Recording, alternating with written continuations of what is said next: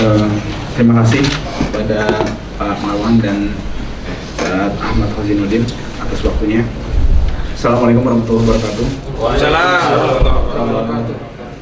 Ya, menyikapi hasil persidangan tempo hari yang sudah ada vonis yang diputuskan, yang sudah dibacakan, kami di sini dari tim kuasa hukum sudah sebenarnya jauh-jauh hari menduga sejak awal, dan kita sudah menengarai menduga bahwa itu sesat dan dijadikan instrumen semata untuk menjustifikasi dugaan pembunuhan terhadap 6 pengawal Habib Rizik bin Hussein bin Syihab. Kemudian juga sedari awal dari tahap penyidikan kami memperhatikan kasus unlawful killing ini yang sepertinya tidak ditangani secara serius dan terkesan main-main, sehingga kita tidak heran jika proses peradilannya ada beberapa pihak yang mengatakan misalnya dagelan seperti itu ya, atau lucu-lucuan. Kemudian bahwa terdapat kejanggalan dalam pertimbangan hukum dari hakim ya, yang menyatakan apa yang dilakukan oleh para terdakwa itu sebagai tindakan termasuk kategori bela diri, terpaksa atau not well, sehingga menjadi alasan untuk menghapus pidana semata-mata hanya didasarkan pada kesaksian para terdakwa yang kami menganggap dan menduga tidak didukung oleh alat bukti lainnya.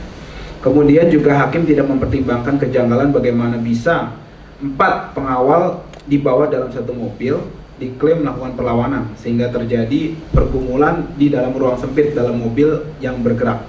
Kemudian bisa memiliki luka tembak yang identik dan simetris, seluruhnya memiliki luka tembak lebih dari 1 di dada sebelah kiri.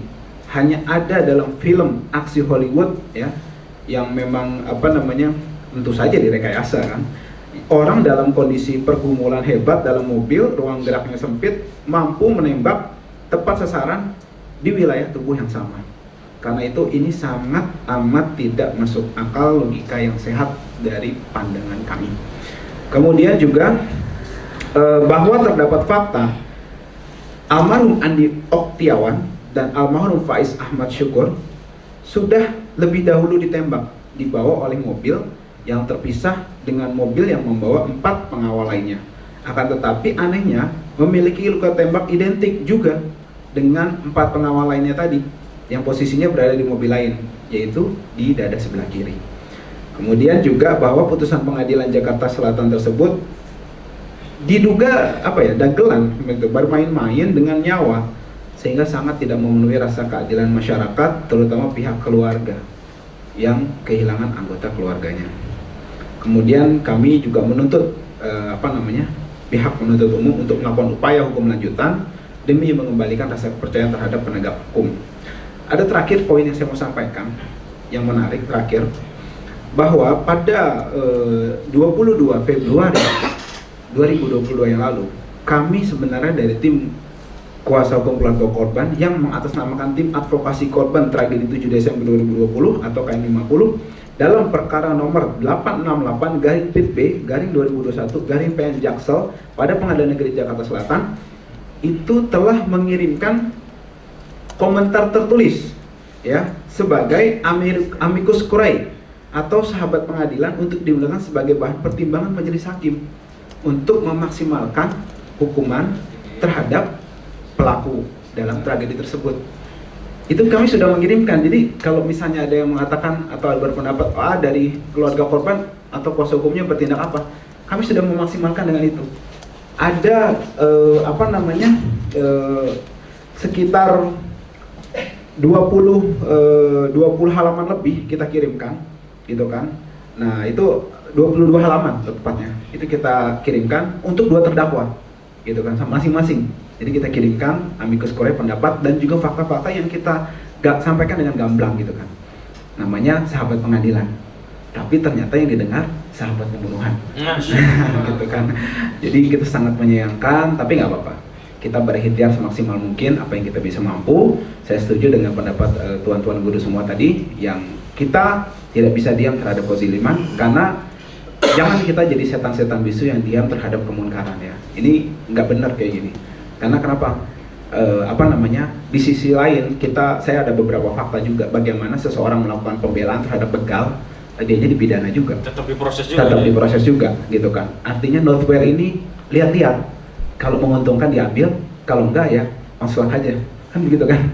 Nah ini sangat kita sayangkan, sangat merusak tatanan penegakan hukum dan bukan melukai lagi, ini membunuh rasa keadilan dalam kehidupan bernegara, dan ini sejarah kelam dalam penegakan hukum di Republik Indonesia. Demikian pendapat dari saya. Lebih kurangnya minta maaf. Wabillahi taufiq wal hidayah. Assalamualaikum warahmatullahi wabarakatuh. Waalaikumsalam warahmatullahi wabarakatuh. Makin jelas bahwa sidang ini menjadi alat untuk menjustifikasi dugaan pembunuhan yang terjadi kepada 6 pengawal Habib Rizik bin Hussein bin Syihab. Seperti itu sederhananya. Adapun sisanya tadi sudah kita sama-sama lihat, sama-sama dengar di acara yang KPAU laksanakan, dan juga sudah kami rilis juga melalui dari FPI, Front Persaudaraan Islam, GNPF, dan juga PA 212 ya. Seperti itu sebenarnya 1-2 hal yang memang sudah kita amini juga seperti itu. Dan ini kan kemarin terakhir kalau kita dengarkan itu kan tanggapan dari JPU setelah menerima putusan hakim kan dipikir-pikir dulu. Nah kira-kira apakah ada kemungkinan nanti akan mengajukan banding atau ada langkah hukum dari Bang Aziz Yanuar dan Kalau penselak itu setahu saya ini ya dia kasasi ya. Jadi kita nggak tahu nanti jaksa kasasi atau enggak, karena tadi saya dengar tadi ada mengatakan kan jeruk makan jeruk ya, kita nggak bisa berharap lebih juga seperti itu kan, karena memang di sini banyak kepentingan lain kan, seperti itu kami menduga seperti itu. Jadi kita ya biasa aja seperti itu. Jadi sudah karena memang saya sama seperti masyarakat lain yang memang sudah putus harapan sementara ini ya terkait dengan penegakan hukum yang berkeadilan seperti itu. Jadi kadapun yang bisa kita lakukan, saya udah lakukan kemarin. Kita tanggal 22 Februari mengirimkan amicus curiae sahabat pengadilan sebanyak 22 halaman kita kirimkan untuk memperkuat argumen dari jaksa dan juga dari hakim mungkin ya, kalau memang mereka sanggup melihat dari sisi yang benar seperti itu kan. Akan tetapi sahabat pengadilannya tidak didengar, sahabat pembunuhan yang didengar. Itu yang kita sangat sayangkan, tapi nggak apa-apa karena kita tetap menang, keluarga syuhada tetap menang, insya Allah masyarakat pencinta keadilan juga tetap menang. Kenapa? Karena kemenangan itu adalah ketika tetap kita ada di jalan, kemenangan itu adalah ketika tetap pada kebenaran seperti itu. Jadi biar aja yang batil dengan kebatilannya, dengan kepedean batilnya, biarin aja seperti itu. Kalau dari sisi keluarga Bang, apakah ada maksudnya keluarga ya dalam hal ini ya udah biarin aja seperti itu, atau memang ada keluarga yang memang tidak ikhlas atas putusan pengadilan ini? Ya, jadi di sini bukan ikhlas tidak ikhlas ya. Jadi di sini ini namanya kepercayaan gitu kan. Artinya kepercayaan itu harus dibangun gitu kan, terkait dengan pengadilan itu ya. Jadi artinya kalau misalnya kita tanyakan bagaimana pihak keluarga, ya enggak, sepengetahuan kami itu tidak ada tidak ada kepercayaan lah di situ kan. Dan ini tambah dibuktikan dengan hasilnya kemarin kan. Jadi karena kami juga termasuk keluarga korban itu tidak punya wewenang, tidak punya kuasa, tidak punya kemampuan apa-apa gitu loh. Kita hanya punya doa, argumen, dan akal sehat. Seperti itu aja. Jadi kita hanya bisa melakukan upaya-upaya melalui akal sehat kita, melalui argumentatif kita, data fakta yang ada, serta doa. Doa sih hal mukmin ya. Doa itu senjata orang beriman. Gitu kan. Nah, tinggal kita maksimalkan apa yang kita punya, apa yang kita bisa, sisanya biar Allah yang menentukan. Insya Allah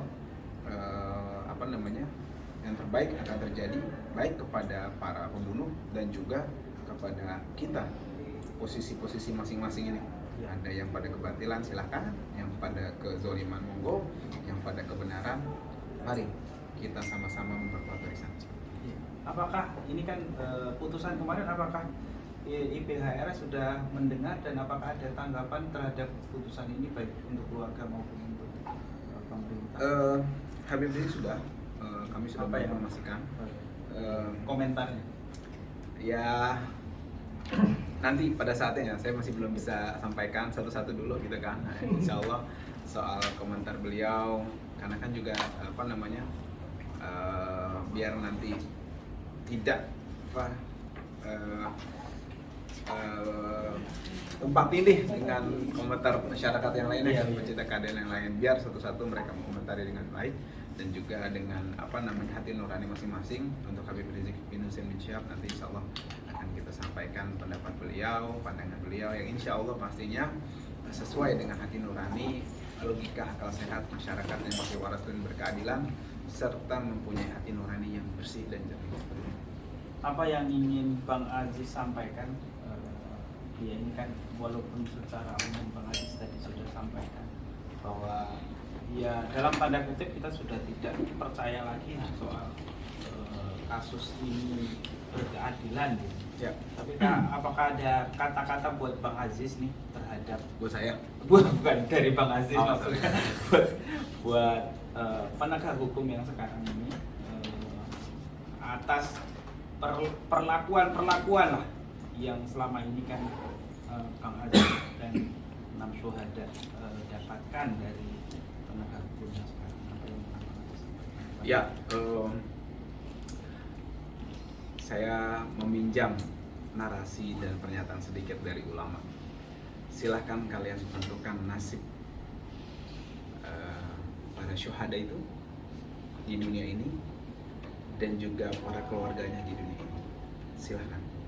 Tapi nanti kelak akan tiba waktunya para syuhada dan keluarga itu akan menentukan nasib kalian, para zolimun, di akhirat nanti kelak. Pasti itu, insya Allah. Cepat atau lambat pasti kita ketemu itu, dan silakan. Untuk umat Islam nih sekarang.